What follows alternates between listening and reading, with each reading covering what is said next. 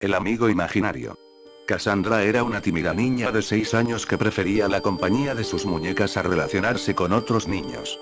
Por este motivo no le resultó muy duro cambiar de casa y dejar atrás su antiguo barrio y colegio cuando sus padres decidieron mudarse.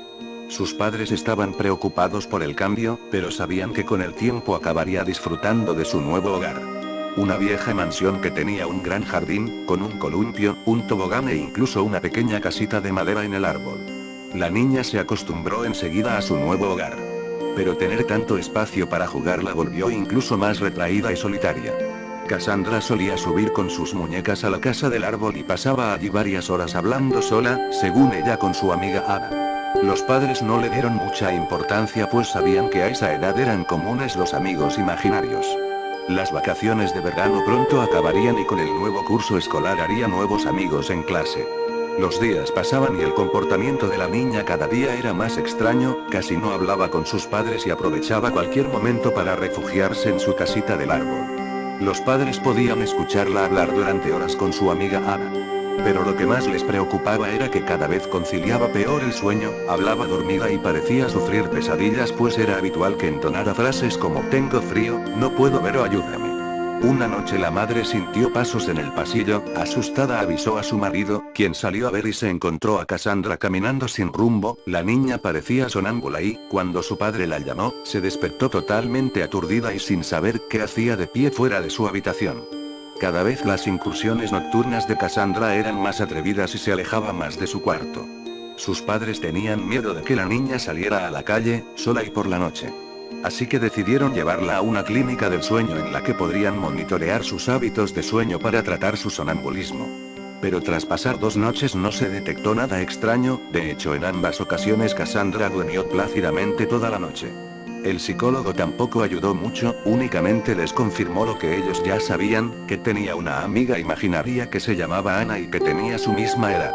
El psicólogo le restó importancia al hecho y les dijo que era relativamente frecuente, y más teniendo en cuenta que la niña prácticamente no tenía amistades. Les recomendó que pasaran más tiempo con ella y que trataran de relacionarla con más niños de su edad para que Cassandra fuera, poco a poco, olvidando a Ana y centrándose en sus amistades reales. Los padres siguieron al pie de la letra las indicaciones del psicólogo, pasaban cada vez más tiempo con ella y le dejaban poco tiempo libre para que fuera a charlar con Ana en su casa del árbol. Pero eso no hizo más que empeorar su ataque de sonambulismo, parecía como si el tiempo que ya no pasaba con su amiga imaginaria por el día lo compensara por la noche. Sus sueños parecían cada vez más vívidos y en un par de ocasiones el padre la encontró a punto de salir al jardín.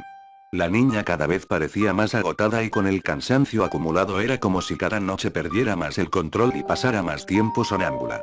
Una noche el padre sintió como alguien bajaba la escalera, al ver a su hija en la puerta de casa un frío le recorrió la espalda. Al contrario que en otras ocasiones, cuando llamó a Cassandra la niña pareció ignorarle y solamente le dedicó una mirada fugaz antes de abrir la puerta y salir al jardín. Los ojos de su hija parecían otros, era como si no la reconociera. Asustado, bajó las escaleras y salió corriendo detrás de ella mientras la niña avanzaba en dirección a la casita del árbol. Cuando estaba a pocos metros del lugar, la niña se agachó mientras balbuceaba algo que su padre no podía entender. Cassandra comenzó a excavar el suelo con sus manos, su padre al llegar a su lado la escuchó decir tengo que salir, aquí hace mucho frío. Su padre la abrazó y sintió que su hija estaba congelada, era como si no respondiera y luchaba por seguir cavando, sus pequeños dedos estaban ensangrentados por arañar la tierra y golpearse con las piedras que había en el suelo.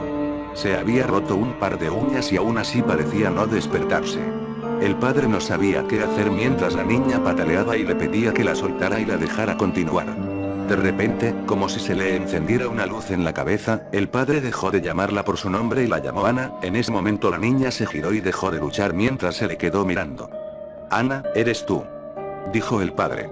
La niña le miró fijamente con unos ojitos que imploraban que la ayudasen, un par de segundos después se desmayó, al instante abrió nuevamente los ojos y esta vez Cassandra con su propio cuerpo miró asustada en todas direcciones como intentando comprender dónde estaba y por qué le dolían tanto las manos.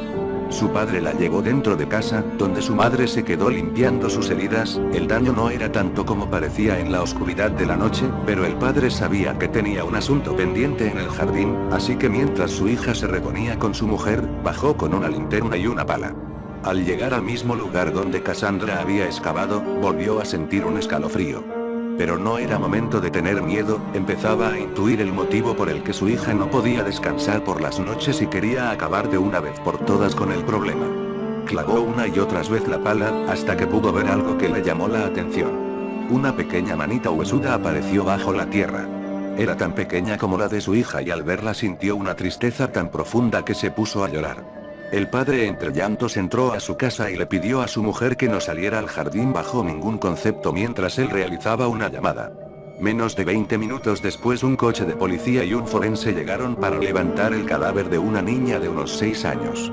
Investigaciones posteriores demostraron que se trataba de Anna, una niña que había desaparecido hace un par de años en uno de los pueblos cercanos. La niña al parecer había sido asesinada, pues su cadáver mostraba signos de violencia. El anterior propietario de la casa la había enterrado en su jardín, sabiendo que nadie podría investigar en una propiedad privada sin una orden judicial. Anna nunca más se comunicó con Cassandra. Parece que, al desvelarse su asesinato y detenerse a su asesino, por fin pudo descansar. Pero Cassandra siempre guardaría el escalofriante recuerdo de cuando hablaba con un espíritu que no podía descansar.